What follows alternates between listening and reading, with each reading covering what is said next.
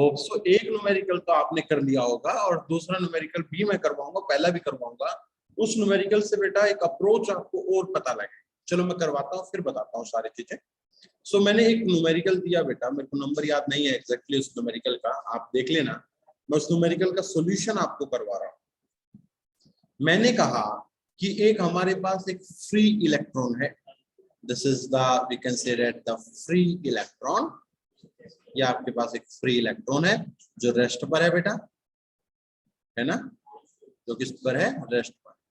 और इस पर एक फोटोन जो है वो गिरता है, और इस फोटोन का जो मोमेंटम है वो m/c होता है।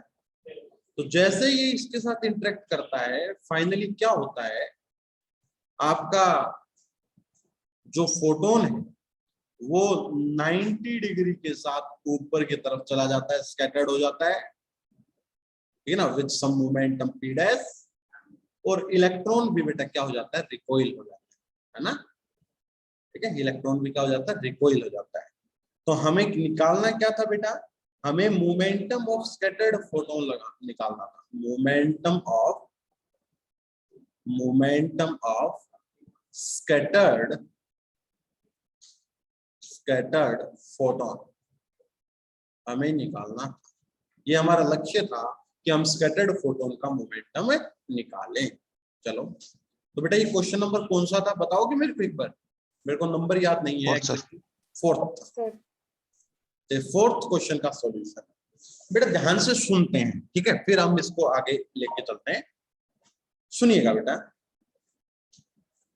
ये एक बच्चे की प्रॉब्लम आ रही है, उसको स्क्रीनशॉट लेते हैं।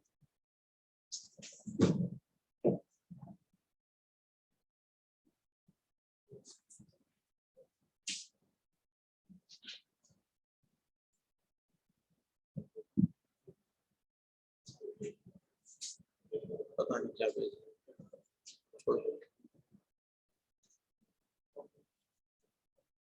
चलो अब ध्यान से सुनने की कोशिश करेंगे बेटा कि अगर मैं बात करूं कि इंसिडेंट हमारे पास मोमेंटम है और हमें p डैश निकालना है, तो सबसे पहले तो बेटा मोमेंटम हमें पता है क्या होता है, h/λ, है ना। तो p डैश भी हमें पता होगा कितना बेटा, h/λ डैश। तो आप इजीली बेटा लैम्डा निकाल सकते हो, लैम्डा की वैल्यू h/p आ गई, मींस h बाई, बताओ बेटा क्या आ गई, mc। ये आपके पास लैम्डा आ चुका है बेटा। अगर इस इक्वेशन से आप लैम्डा डैश भी निकालो तो वो भी निकाल सकते हो, h/p dash means h by, just we consider p dash, p dash ही तो फाइनली आपको निकालना है बेटा। अब आप मेरे को ये बताओ, क्या आपको इस लैम्डा और लैम्डा डैश में कोई रिलेशन नहीं पता, बोलो बेटा, क्या आपको लैम्डा और लैम्डा डैश में कोई इक्वेशन पता है, नहीं पता बेटा, पता है क्या, lambda dash minus lambda is equal to lambda C 1 minus cos phi. और बेटा फाई इस समय कितना है बताओ जल्दी से, 90 डिग्री। तो कोस फाई कितना हो गया बेटा, 0। तो कितना आ गया, lambda dash minus lambda is equal to मेरे बेटा लैम्डा सी। अब पुट करते हैं वैल्यू लैम्डा डैश और लैम्डा की। तो लैम्डा डैश की वैल्यू है h/p डैश और लैम्डा की वैल्यू है h/mc is equal to lambda C. बेटा अगर मैं और इसको आगे लेकर चलूं तो h/p dash is equal to lambda C plus h/mc। बेटा लैम्डा सी की वैल्यू कितनी होती है, h/mc होते हैं ना, तो दोनों h/mc प्लस h/mc कितना हो गया बेटा, that is the 2h/mc, h से h कैंसिल, तो आई थिंक p डैश आपका आ गया mc/2। प्लीज चेक कीजिए बेटा क्या आपका ये रिजल्ट सही है, बोलो किस किस बच्चे ने बेटा ये क्वेश्चन किया था, कोई है जिसने क्वेश्चन ट्राई किया और उसका हो गया हो? Yes sir. Okay very good बेटा।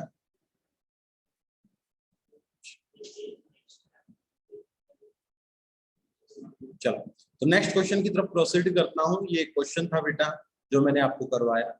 अब हम नेक्स्ट क्वेश्चन की तरफ देखते हैं। नेक्स्ट क्वेश्चन पे चलता हूं, क्वेश्चन नंबर 5। एक और क्वेश्चन दिया था बेटा देखो एक्चुअल में जो क्वेश्चन करवा रहा हूं बेटा, हर एक क्वेश्चन का एक बहुत बड़ा इम्पैक्ट जाएगा। इनके अलावा कोई क्वेश्चन पूछ ही नहीं सकता। क्या पूछेगा यार? स्कैटर्ड फोटोन का मोमेंटम पूछ सकता है, उसकी एनर्जी पूछ सकता है, बात खत्म। और क्या पूछेगा बताओ, है ना? चलो एक बात और करवाता हूँ इस क्वेश्चन में, मैं थोड़ी सी और आपको नई चीज बताता हूँ। देखो देखो बेटा, मैंने एक दिन आपको बताया था, ये आप एक नोट सा लिख लेना, बहुत इंपॉर्टेंट बात है ये भी, कि जो टोटल एनर्जी है बेटा, टोटल एनर्जी, उसको मैंने आपको लिखवाया था rest mass energy, rest mass energy, जिसका वैल्यू सदा m0c² होती है, प्लस बेटा kinetic energy.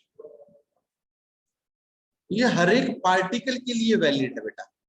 This formula is valid for every particle, है ना? सभी पार्टिकल्स के लिए ये वैलिड है। दूसरा एक टोटल एनर्जी का फार्मूला मैंने और भी लिखवाया था बेटा, कि the total energy is equal to under root, बोलना बेटा, p²c² प्लस m0² c की पावर 4। m0 क्या है? रेस्ट मास है। This is the rest mass. Rest mass मतलब अगर पार्टिकल रेस्ट पर है तो उसका मास क्या होता है? वो m0 है। ठीक है बेटा, ये किसी भी पार्टिकल के लिए वैलिड है ये इक्वेशन। बट अगर बात आ जाए फोटोन की, किसकी आ जाए बेटा? फोटोन। तो फोटोन के केस में m0 जो रेस्ट मास है बेटा, वो 0 होता है। फोटोन का जो रेस्ट मास है वो कितना होता है बेटा? 0 होता है। तो बताओ बेटा फॉर्मूले में क्या क्या बदलाव आ जाएंगे? जो टोटल एनर्जी है वो आपकी किसके बराबर हो जाएगी? बोलो बेटा, just kinetic energy. Just kinetic energy पहला फार्मूला। तो बेटा जो भी एनर्जी होगी वो काइनेटिक एनर्जी में होगी। या दूसरा बेटा, आपकी एनर्जी जो होगी उसको हम क्या लिख सकते हैं? अंडर रूट p²c² m0 0, या फिर इसको जस्ट pc लिख दो, is equal to pc। Clear बेटा? बताओ ये चीज आपको क्लियर है? Yes sir. ओके, तो दिस द इम्पोर्टेंट थिंग बेटा, बहुत इंपॉर्टेंट थिंग है कि फोटोन के अंदर जब फोटोन का केस आता है तो उस समय अगर बेटा मोमेंटम अगर हो तो हम किस तरीके से एनर्जी निकाल। अब प्रीवियस क्वेश्चन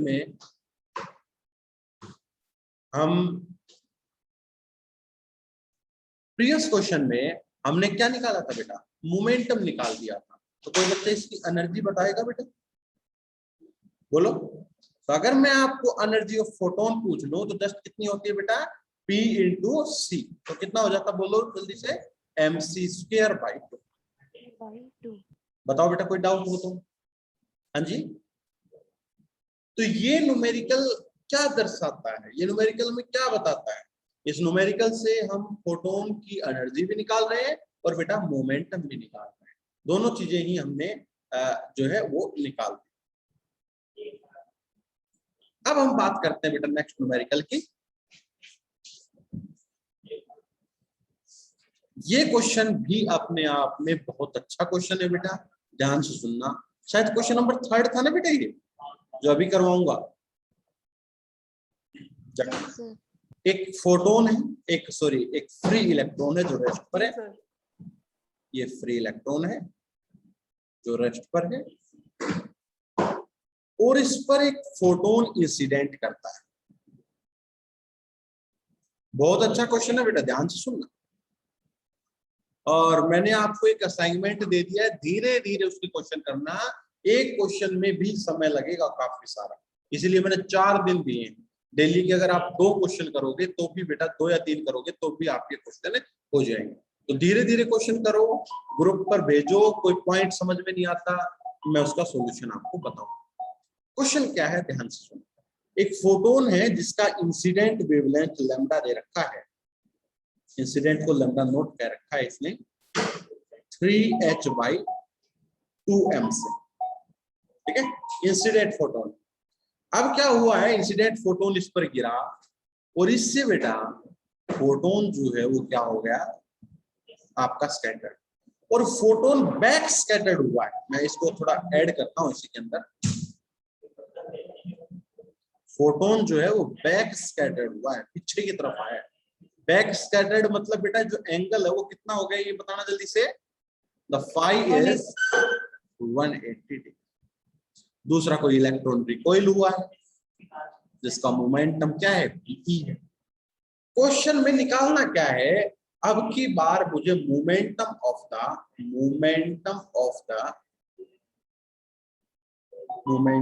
एंड एक और बात ऐड कर देता हूं, एनर्जी ऑफ रिकॉइलिंग इलेक्ट्रॉन।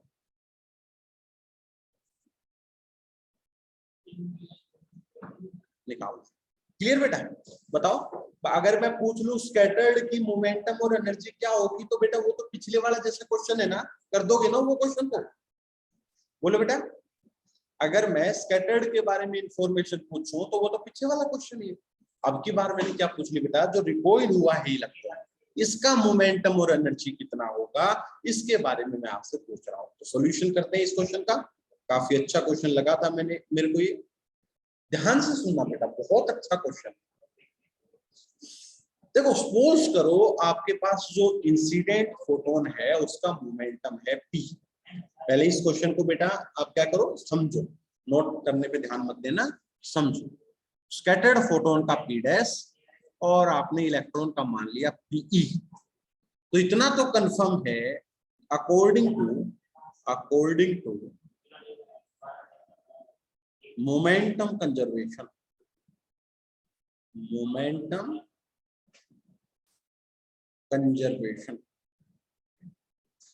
बेटा मोमेंटम जो है एक वेक्टर क्वांटिटी है, ये बात ध्यान रखना हमें।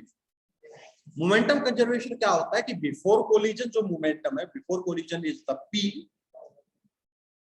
वेक्टर, और आफ्टर कोलिजन हमारे पास क्या है बेटा, p डैश एंड pe। ये बेटा वेक्टर फॉर्म है। अगर आप इसकी स्केलर फॉर्म लिखना चाहते हो तो आप इसके कंपोनेंट तोड़ोगे अलोंग एक्स एक्सिस और अलोंग वाई एक्सिस, जैसा हम पहले आपको करवाते हैं। लेकिन इस क्वेश्चन को मैं वेक्टर फॉर्म से भी आपको करवा सकता हूं, तो इसीलिए वेक्टर फॉर्म को मैं प्रीफर करता हूं। मैंने क्या कहा, p is equal to p dash plus p। बेटा कोई डाउट यहां तक बोलो? हाँ जी बेटा। तो यहां से pe वेक्टर अगर मैं निकालूं तो कितना आता है बेटा, p vector minus p dash. Okay जी, बात मुझे समझ में आती है यहां तक। अब बेटा अगर हम किसी वेक्टर क्वांटिटी का मैग्नीट्यूड निकालते हैं तो हमेशा ध्यान रखना क्या आएगा, under the root magnitude of this का square plus magnitude of p dash का स्क्वायर प्लस ट्वाइस ऑफ, अब देखो प्लस आएगा माइनस आएगा, इस बात पे ध्यान देना है बेटा। अगर दोनों के बीच में साइन माइनस है तो माइनस आएगा, माइनस 2 p डैश मैग्नीट्यूड ही लेना है सभी का, into the angle between p और p डैश। बेटा कोई बच्चा बता सकता है एंगल बिटवीन p और p डैश क्या होगा? p क्या है, इंसिडेंट वाला, और p डैश क्या है बेटा, जो स्कैटर्ड फोटोन है। तो ये एंगल फाई ही है, दिस एंगल इज फाई। क्या आपको बेटा ये इक्वेशन समझ में आई? हमेशा जब भी आपको रिकॉइलिंग इलेक्ट्रॉन के बारे में इंफॉर्मेशन पूछे तो आपके पास दो तरीके हैं, एक तो आप एक्स और वाई कंपोनेंट को तरफ तोड़ के करो, लेकिन वो बड़ा पड़ता है। दूसरा तरीका मैं सिखा रहा हूं जिसको हम वेक्टर मेथड से क्या करते हैं। क्लियर बेटा? यहां तक समझ में आया सभी बच्चों को? बोलिएगा। अब बताओ बेटा फाई कितना है? क्वेश्चन में फाई कितना है, 180 डिग्री। बैक रिकॉइल किया है तो फाई 180 डिग्री हो गया। तो कोस 180 डिग्री कितना होता है बेटा, -1। अब अगर मैं इसको पुट करूंगा तो आई गेट मोमेंटम का मैग्नीट्यूड ये प्लस p डैश का स्क्वायर, बेटा माइनस माइनस प्लस हो जाएगा ना, twice of p dash. Check करो बेटा सही है क्या? हाँ जी बेटा। अब हम ये अंदर वाली प्रॉपर्टी का नाम बता सकते हो, क्या लिख सकते हैं, p प्लस p डैश का होल स्क्वायर, और होल स्क्वायर रूट से अगर कट गया तो जस्ट क्या आ गया, p प्लस p डैश आ गया। तो जो इलेक्ट्रॉन की का जो मोमेंटम है वो क्या आया, momentum of incident photon plus momentum of the scattered photon. अब आप कहोगे कि सर ये इक्वेशन कैसे आई, ये इक्वेशन हम डायरेक्ट देख सकते थे क्या? डायरेक्ट नहीं देख सकते बेटा। ये इक्वेशन, इस इक्वेशन को निकालना है तो आपको वेक्टर फॉर्म निकालना पड़ेगा। क्लियर? बताओ बेटा, यहाँ तक एक पॉइंट समझ में आया है नहीं आया? अभी मैं काम करवाना है मेरे को इस पे बहुत ज्यादा, लेकिन एक पॉइंट आपको समझ में आया है नहीं आया ये बताओ बेटा। बोलो बोलो मेरे बेटा। तो पीई आपके पास आ गया P प्लस P डैश। ये कैसे आया? जब आपने वेक्टर फॉर्म लगाई। बेटा ये एक्चुअली क्या है मैं आपको बताता हूँ। फोटो इलेक्ट्रिक कॉम्पटन और ये ब्लैक बॉडी का जो क्वेश्चन आपको कॉपी में करवाए गए हैं, जो कॉन्सेप्ट आपको बताए हैं, इससे बाहर नहीं। तो आप उन्हीं को बार बार करो। एक क्वेश्चन का मतलब ये समझो कि ये एक कॉन्सेप्ट है, इससे रिलेटेड कुछ भी आ जाएगा तो मैं नहीं छोड़ूंगा। ये आपको अपने दिमाग में बैठाना पड़ेगा, तब क्वेश्चन सोल्व होंगे। ओके बेटा, चलो मैं आगे चलता हूँ, बहुत अच्छे से इस क्वेश्चन को करवाता हूँ। तो आपके पास आप स्क्रीनशॉट ले सकते हो इसका।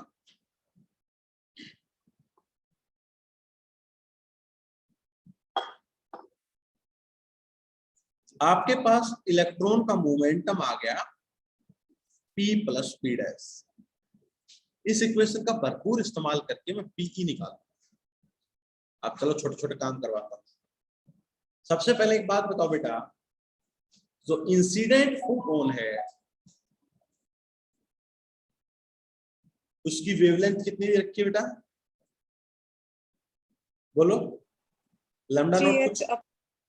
यस यस यस 3h/2mc है ना बेटा, यही होगी ना? तो क्या इसका मैं मोमेंटम निकाल सकता हूँ P? बेटा ये P क्या है? ये इंसिडेंट फोटोन का है। P डैश क्या है? आपका जो स्कैटर्ड फोटोन है उसका मोमेंटम। तो P क्या होता है बेटा? h/λ। तो बच्चा बताओ कि कितना रिजल्ट आएगा? मेरे ख्याल से 2mc/3 आएगा। चेक करो जरा। Yes sir. शाबाश बेटा। तो इंसिडेंट फोटोन का तो मोमेंटम मैंने निकाल डाला। अब बात करते हैं स्कैटर्ड फोटोन का। कोई बच्चा बताएगा स्कैटर्ड फोटोन का कैसे निकालें?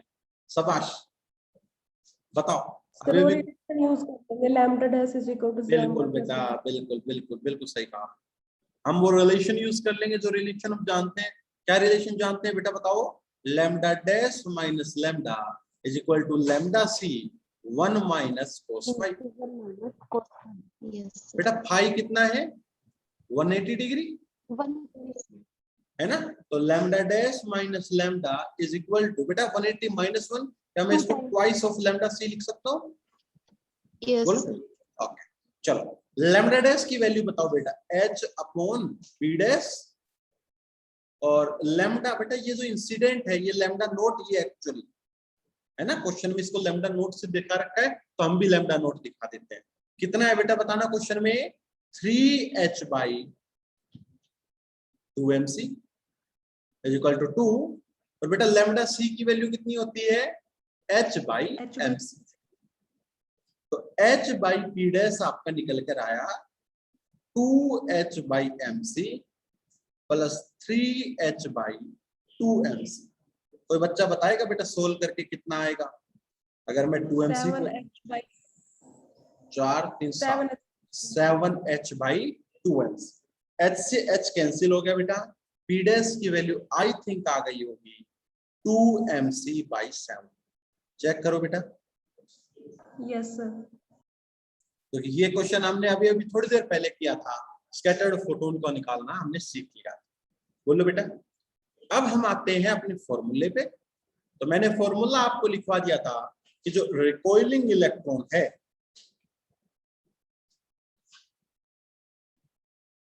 उसका मोमेंटम आपका निकल कर आ गया था।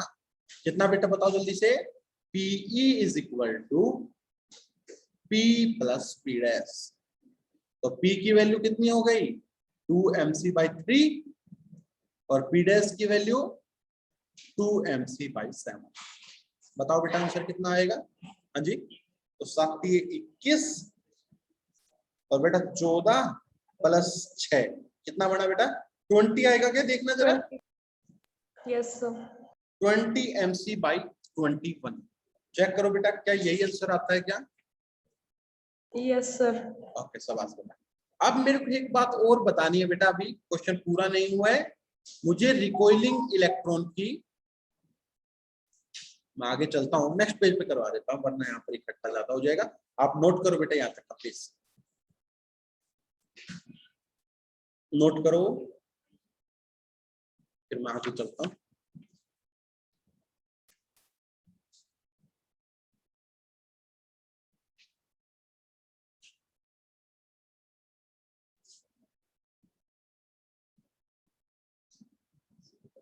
चले बेटा।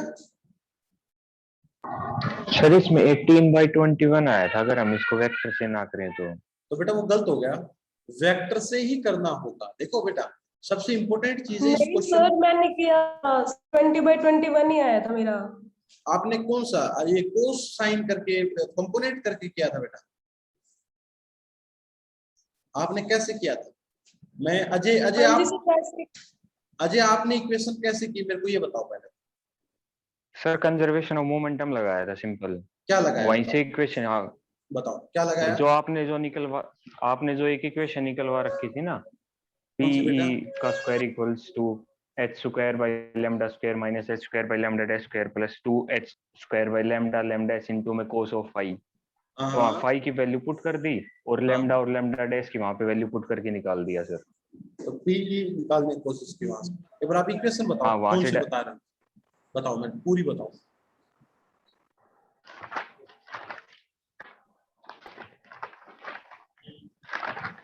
पीई का स्क्वायर सर, एक 1 second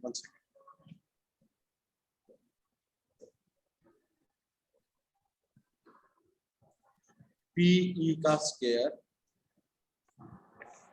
h square upon lambda square h square upon lambda square plus h square upon lambda dash square okay minus 2h square upon lambda lambda dash into में cos ऑफ फाई। ये question आपने prefer किया है ना, PE का हाँ square जी right? Sir, PE का square इधर बेटा स्क्वायरिंग करके इसको हाँ जी ऐड सर, किया होगा आपने है ना। चलो तो इसमें देखते हैं क्या इक्वेशन यस आ रही सर, है। PE square is equal to h square upon lambda square h square upon lambda dash का स्क्वायर, और बेटा ये प्लस हो गया मेरे ख्याल से 2h square lambda lambda dash, है ना बेटा?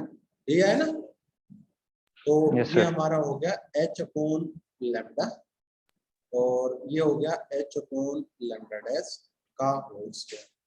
सही है बेटा, ये तो बनेगा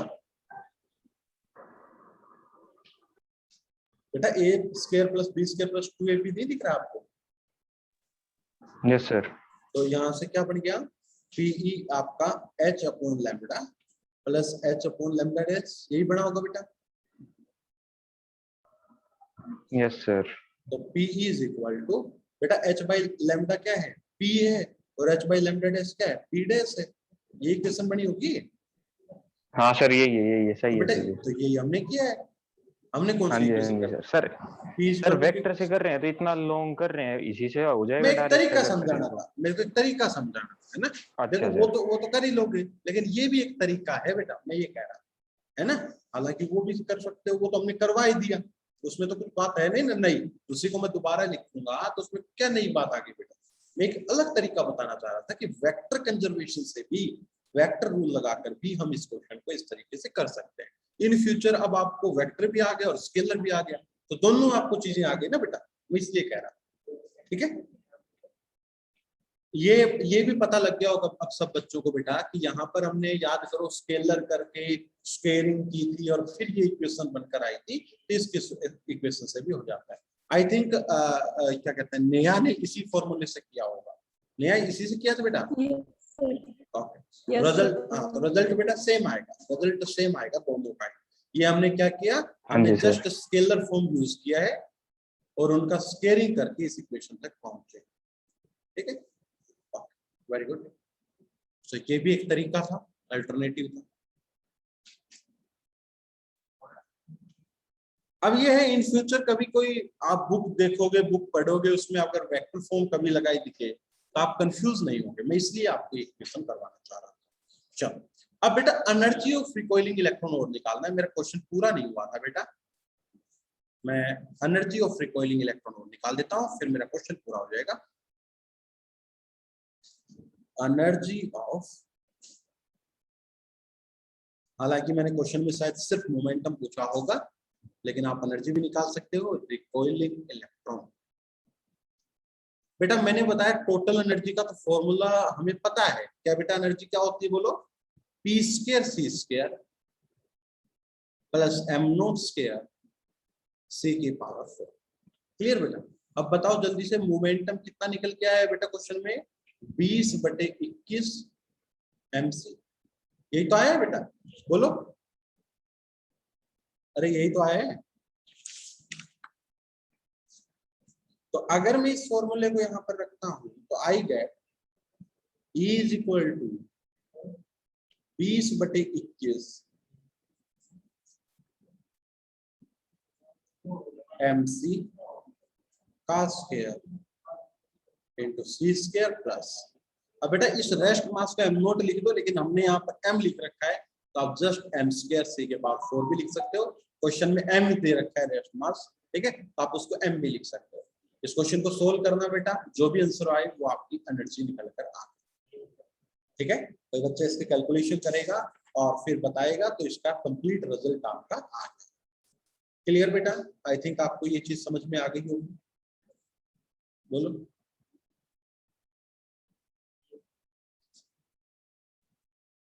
करवाओ बेटा आगे? Yes, sir. आगे करें? No, sir.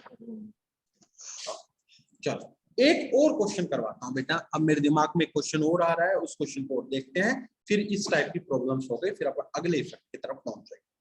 मैं इसकी कैलकुलेशन किसी बच्चे ने कर ली हो तो बता दो यार, आंसर लिख दूंगा मैं। 29/21 mc। 29 बाई कितना बेटा? 21 mc। mc तो आ नहीं सकता बेटा, mc स्क्वायर आएगा। हाँ जी सर, mc स्क्वायर। हाँ, mc नहीं आ सकता, मोमेंटम में आएगा mc, एनर्जी में हमेशा mc स्क्वायर डायमेंशनल आता है, ठीक है। तो आप देख लेना बेटा 29/21 mc स्क्वायर कह रहे हैं, और होप्सो ये आंसर बिल्कुल सही ही है। चलो एक क्वेश्चन और करवाता हूं, एक क्वेश्चन और देखिएगा बेटा, कि एक फ्री इलेक्ट्रॉन है, अच्छा क्वेश्चन है बेटा ये, और इंसिडेंट फोटोन इस पर गिरा, इसकी वेवलेंथ लैम्डा थी, एनर्जी h थी, और इससे बेटा कहीं ना कहीं एक फोटोन जो है वो आपका फाई एंगल से स्कैटर्ड हो गया, जिसकी वेवलेंथ लैम्डा डैश थी, एनर्जी h डैश थी, और एक इलेक्ट्रॉन जो है वो इससे क्या हो गया, रिकॉइल हो गया, जिसका मोमेंटम pe था, ठीक है। हमें निकालना क्या है, ध्यान से सुनो बेटा। फोटोन इस इलेक्ट्रॉन के साथ जब टकराएगा और फिर फोटोन निकलेगा, तो बेटा कुछ एनर्जी का लॉस होगा। अरे होगा नहीं होगा बेटा? इंसिडेंट फोटोन की कुछ एनर्जी का लॉस होगा, वही लॉस तो बेटा इलेक्ट्रॉन को काइनेटिक एनर्जी दे रहा है, तो वो लॉस हमें निकालना है। हमें क्या निकालना है? Find the fractional loss of energy of incident photon। Incident photon का जो फ्रैक्शनल में ऑफ एनर्जी लॉस हुआ है, उस एनर्जी लॉस को आपको कैलकुलेट करना है। ये आपके लिए क्वेश्चन, तो कैसे निकालें, ध्यान से सुनने की कोशिश करें। इंसिडेंट का सपोज करो इनिशियली जो एनर्जी थी वो EI थी, फाइनली जो एनर्जी हो गई वो EF हो गई। तो जो फ्रैक्शनल एनर्जी लॉस होता है बेटा, फ्रैक्शनल एनर्जी लॉस, ये कैसे लिखा जाता है? EI minus EF upon EI, ये फॉर्मूला होगा बेटा फ्रैक्शन का। किसका फॉर्मूला होगा? फ्रैक्शन का, कि फ्रैक्शन ऑफ एनर्जी लॉस आपका ये फॉर्मूला निकल कर आएगा, ठीक है ना। Always remember this. और अगर ये चीज आपकी कहीं ना कहीं नेगेटिव आ जाती है या पॉजिटिव आ जाती है, तो पॉजिटिव का मतलब गेन हुआ है, और नेगेटिव का मतलब उसका लॉस हुआ। तो फ्रैक्शनल ऑफ एनर्जी लॉस कभी पूछ ली जाए तो इस फॉर्मूले से आप बताओ, क्लियर?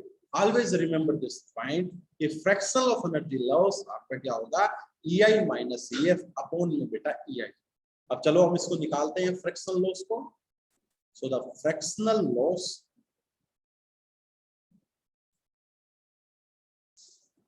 EI, बेटा इंसिडेंट फोटोन की एनर्जी कितनी है बताओ जल्दी से, h न्यू, फाइनल का बेटा h new dash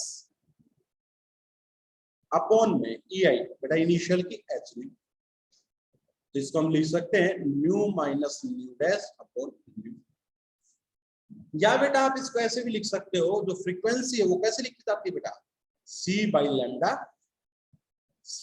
lambda dash upon C by lambda, इस तरीके से लिख सकते हो। ऊपर नीचे से C कैंसिल हो गया तो I think 1 by lambda minus 1 by lambda dash upon में कितना बचा बेटा, 1 बाई लैम्डा। अब अगर ऊपर में लैम्डा लैम्डा डैश को एक बार एलसीएम ले डालूं तो क्या बच गया बेटा, lambda dash minus lambda upon में 1 अपॉन लैम्डा। बेटा ये 1 अपॉन लैम्डा ऊपर जाके कितना बन जाएगा बेटा, सो lambda dash minus lambda upon में लैम्डा लैम्डा डैश इनटू बेटा लैम्डा, 1 बाई लैम्डा ऊपर चला जाएगा ना बेटा, इनटू लैम्डा हो जाएगा। तो लैम्डा से lambda cancel and this thing is equal to lambda dash minus lambda upon में lambda dash। ये फॉर्मूला निकल के आता है फ्रैक्शनल ऑफ एनर्जी लॉस का, क्या, lambda dash minus lambda upon में lambda dash in the terms of the wavelength। Wavelength के टर्म में ये फॉर्मूला निकल के आता है, एनर्जी की टर्म में ये फॉर्मूला निकल के आता है, फ्रीक्वेंसी के टर्म में ये फॉर्मूला निकल के आता है। तो जो भी क्वेश्चन में पूछा गया हो आप उसके अकॉर्डिंग इस फॉर्मूले को ढाल सकते हैं। That is the fractional of energy loss. The formula is for fractional of energy loss. Okay? मैं आगे चलूंगा, बता बेटा आगे चले थोड़ा सा। Yes sir. अब एक्चुअली मैं आपको एक चीज और बता देता हूं इसमें, इस फॉर्मूले को थोड़ा मॉडिफाई करेंगे बेटा। आपने यहां तक लिख लिया हो तो मैं आगे चलूं थोड़ा सा, चले बेटा। सो आपका फ्रैक्शनल लॉस आया। देखो बेटा एक चीज मैंने ऐड कर रखी है फॉर्मूले में, लॉस पहले ही मैंने लॉस को ऐड कर रखा है, फ्रैक्शनल ऑफ एनर्जी लॉस। अगर आपसे सिर्फ ये पूछता है इस क्वेश्चन में कि फ्रैक्शन ऑफ एनर्जी बताओ, लॉस नहीं देता, तो बेटा उसका फार्मूला होता है EF माइनस EI अपॉन में EI। फ्रैक्शनल का तो यही फॉर्मूला होता है, final minus initial upon initial. लेकिन इसमें मैंने ऑलरेडी, अब अगर मैं इसमें माइनस कॉमन ले लूं तो EI minus EF upon EI आ जाएगा। तो ये जो माइनस साइन रिप्रेजेंट कर रहा है ये लॉस को रिप्रेजेंट कर रहा है, और ये जो आई है EI minus EF upon EI, इसको मैं डायरेक्टली लिख सकता हूं फ्रैक्शनल ऑफ एनर्जी लॉस। तो अगर मैंने फॉर्मूले में ही लॉस दे दिया तो फॉर्मूले को कैसे निकालोगे, EI minus EF upon EI। अगर सिर्फ ये पूछता फ्रैक्शनल ऑफ एनर्जी चेंज तो आप EF minus EI upon EI करो। चेंज हमेशा निकलता है final minus initial upon initial, लेकिन वो लॉस फॉर्मूले में ही लॉस ऐड कर दिया तो EI minus EF upon EI करेगा। क्लियर बेटा, बोलो। अरे ये बात समझ में आ गई बेटा यहाँ तक? Yes sir. Yes sir. Okay. अब देखिएगा बेटा क्या है, lambda dash minus lambda upon lambda dash. Lambda dash को मैं लिख सकता हूँ, लैम्डा डैश माइनस लैम्डा होता है डेल्टा लैम्डा, तो लैम्डा डैश हो गया हमारा डेल्टा लैम्डा प्लस लैम्डा, तो फॉर्मूला आ गया डेल्टा लैम्डा, और लैम्डा डैश को मैंने लिख दिया lambda plus delta lambda. So this is the fractional of energy loss. Energy loss. Please बेटा इसको जल्दी से करो, लिंक ऑफ होने वाला है, फास्ट इसको आप नोट करो। This is the fractional of energy loss in this one.